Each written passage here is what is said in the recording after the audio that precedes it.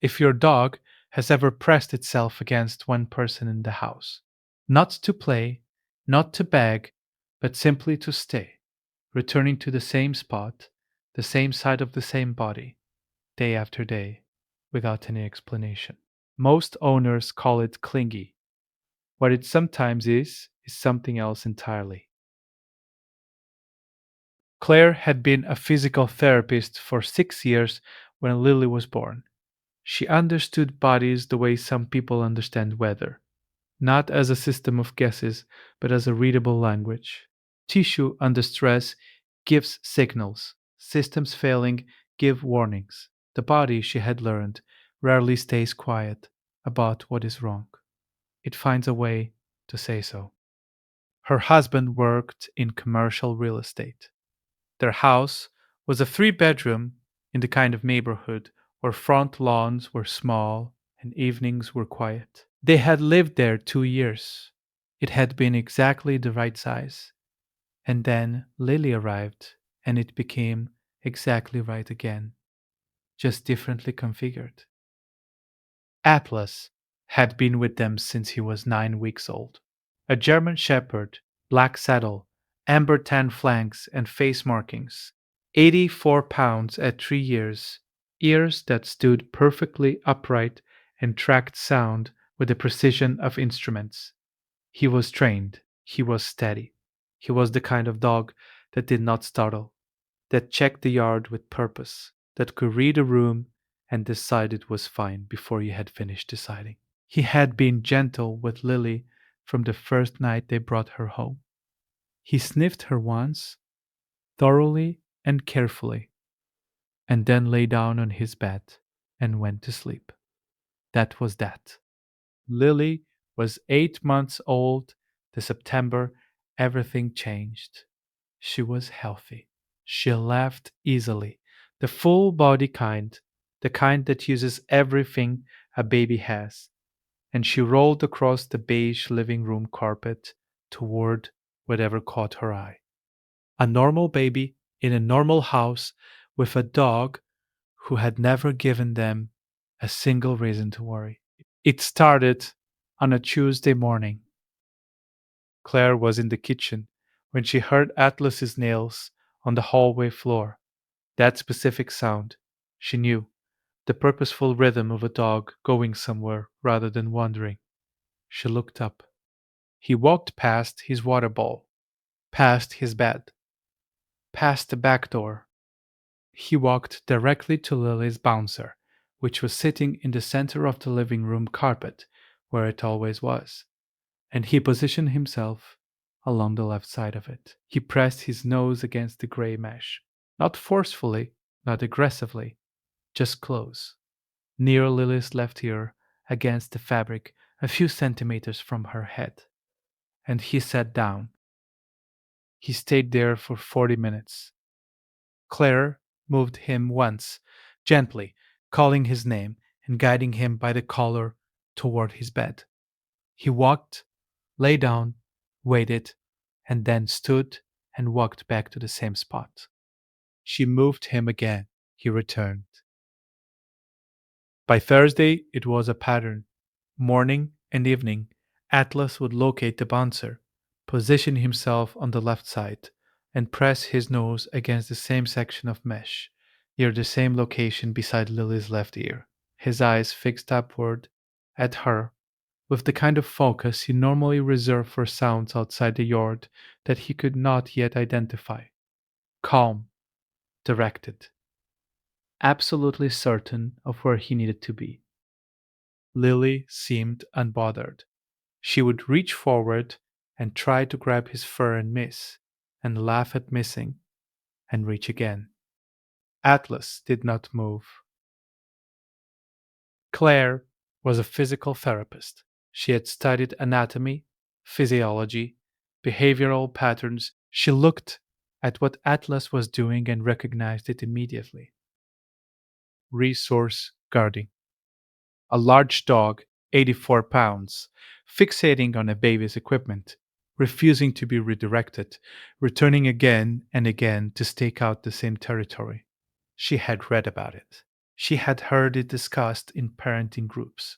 A dog that begins to associate an infant's space, a bouncer, a crib, a playmat, with ownership, with a boundary that the baby cannot enforce and the dog will not release. She knew what could happen if that behavior was left unchecked around a child who could not yet move away. She called her husband at lunch and told him she thought they had a problem with Atlas. He asked if she wanted to call a trainer. She said she would try managing it herself first. She had read enough about behavioral redirection to know the principles: interrupt the behavior, redirect the attention, reward the replacement behavior. She was calm about it. She was methodical. She was certain she understood exactly what she was dealing with. By Friday, the system was in place.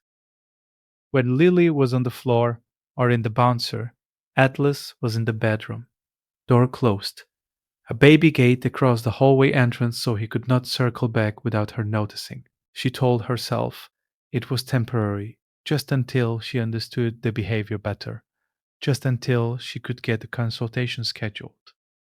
She did not like it. Atlas would press against the bedroom door and stand there.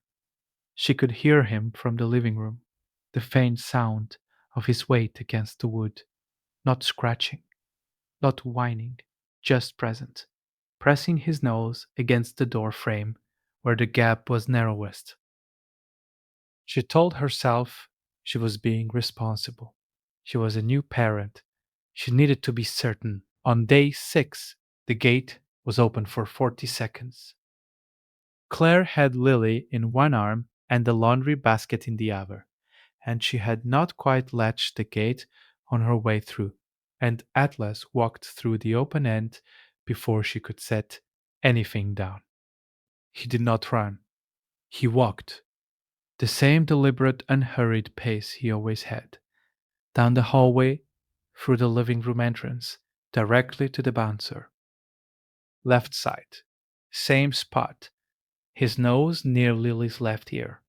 He did not look at Claire when she came back into the room. He looked at Lily. Claire stood in the living room doorway with the laundry basket still in her hands. She looked at Atlas. She looked at Lily, who was reaching for his fur again, missing and laughing. She set the basket on the sofa. She left him there. On day 9, Lily woke up crying at 2 in the morning. Claire knew before she crossed the hallway that something was different. Not from the sound. Lily's cry was her ordinary cry, but from how it continued. Lily could usually be calmed in 30 seconds. This was not that. She had a temperature of 102.4. Claire called the pediatrician's office when it opened at 8. They fit them in at 10. Double ear infection. Left ear significantly more involved than the right. The doctor pressed gently around the left jaw, near the hinge of it, and Lily cried before the fingers fully arrived. The doctor made a note and then looked up, and her voice shifted. Claire drove home without the radio on. Here is what we do know.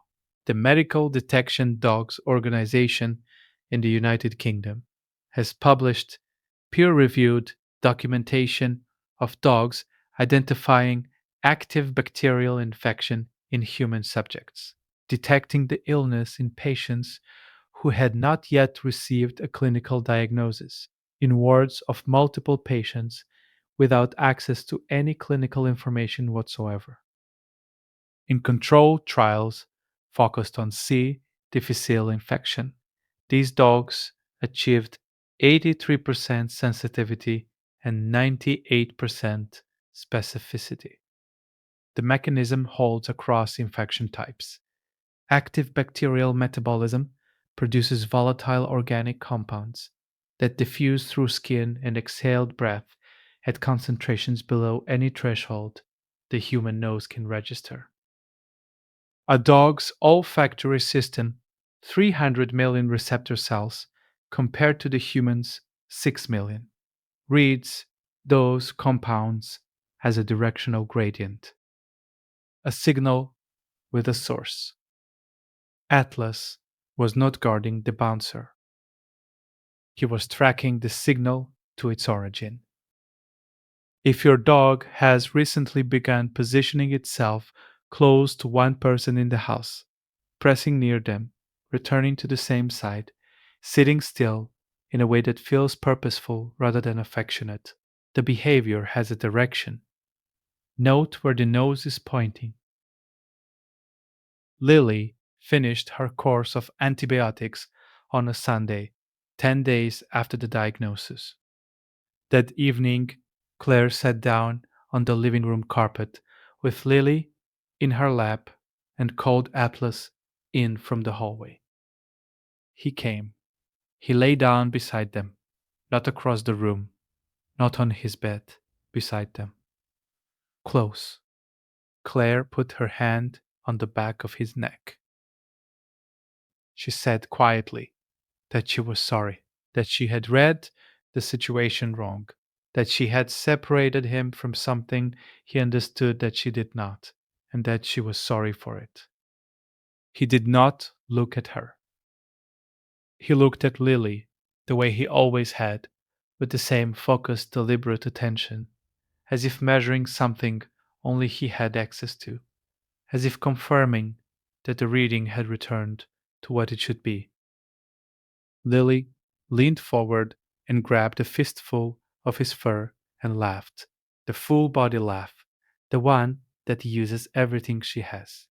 He did not move. Atlas still sleeps against the nursery door. Atlas is not unusual.